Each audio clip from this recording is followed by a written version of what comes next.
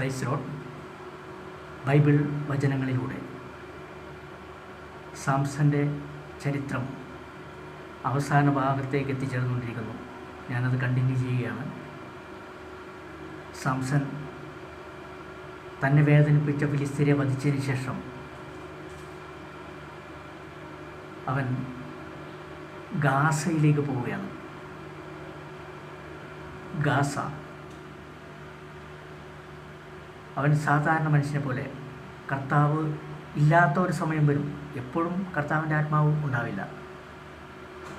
മനുഷ്യനെ പോലെ ആ ഒരു സമയം, യുവാക്കളെ പോലെ, മജ്ജയും മാംസമുള്ള മനുഷ്യനെ പോലെ, പച്ചയായ മനുഷ്യനെ പോലെ. അവൻ്റെ മുൻ ഭാര്യ നഷ്ടപ്പെട്ടു. അവൻ അധികം സ്നേഹിച്ചിരുന്നു, ഹൃദയം ചങ്ക് കൊടുത്തിരുന്നു. പക്ഷേ അവൾ കാരണം ആ കുടുംബം തന്നെ വെണ്ണീറായി. അവളും അവൻ്റെ പിതാവും കാരണം. അവൻ്റെ അമ്മായിപ്പൻ, സാംസൻ്റെ അമ്മായിപ്പനും അമ്മായിപ്പൻ്റെ മകളും സാംസൻ്റെ മുൻ ഭാര്യയും കാരണം. അവൻ നേരെ ഗാസയിലേക്ക് വീണ്ടും അവനൊരു സന്തോഷം വേണം. അവൻ ഗാസയെ പട്ടണത്തിലേക്ക് കയറിയപ്പോൾ അവിടെ ഒരു സ്വൈരണിയെ കണ്ടുമുട്ടുകയാണ്. സ്വൈരണി.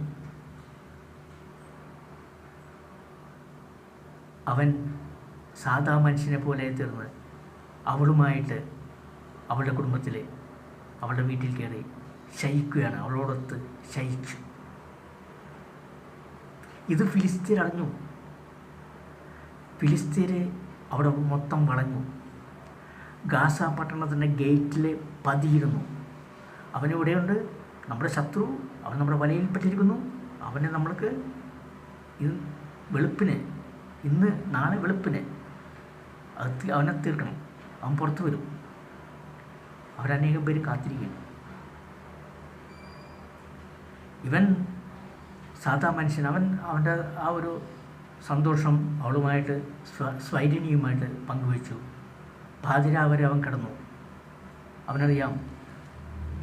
അവനറിയാം ഉൾവിളി. അവൻ അതിനുശേഷം പാതിരയ്ക്ക് അവൻ അവിടെ നിന്ന് വീട്ടിൽ നിന്ന് ഇറങ്ങി.